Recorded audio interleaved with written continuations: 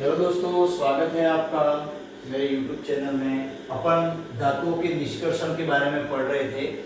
उसमें अयस्क किसे कहते हैं वो आपको बताया था, और खनिज और अयस्क में क्या अंतर है, और अयस्क से अलग अलग धातुओं को क्रियाशीलता के आधार पर अपन कैसे निकालते हैं, धातुओं को पृथक कैसे करते हैं। सबसे पहले अयस्क का सांद्रण किया जाता है, उसको सांद्रित किया जाता है। सांद्रित करके इनको तीन भागों में विभाजित कर दिया जाता है।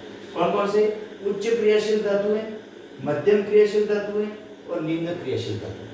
ठीक है। उच्च क्रियाशील धातु जो होती हैं उनको गलित धातु का विद्युत अपघटन करके उसको पृथक कर लिया जाता है।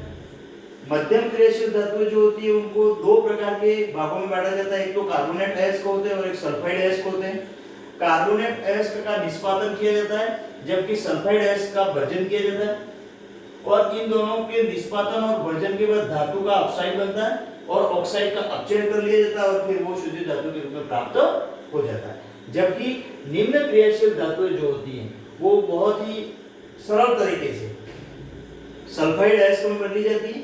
सल्फाइड अयस्क से उनका वर्जन किया जाता है, वर्जन के बाद धातु का परिष्करण कर लिया जाता है और शुद्ध अवस्था में धातु को प्राप्त कर लिया जाता है। अब यहाँ पर आपको याद रखने वाली बात मुख्य ये है कि इसमें निष्पादन क्या होता है, वर्जन क्या होता है। ये जो विधि है वो आपके आगे अध्याय में दी हुई है जो मैं आपको अच्छी तरह से पढ़ाऊंगा।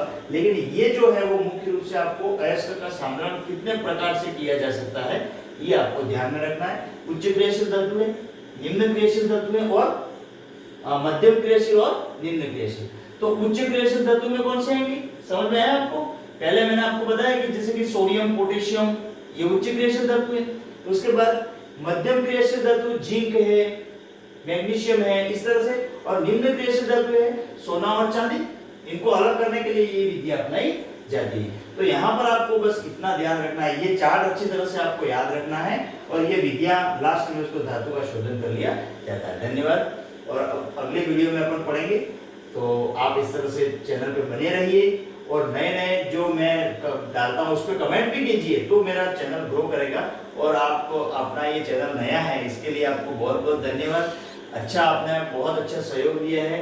और सभी बालकों से निवेदन है, मैं सबको कह रहा हूँ कि आप अपने दोस्तों में शेयर कीजिए, उनको लाइक करवाइए ताकि मैं और नए नए वीडियो डाल सकूँ और मेरे को और अंदर से प्रोत्साहन मिले। धन्यवाद। वंदे मातरम।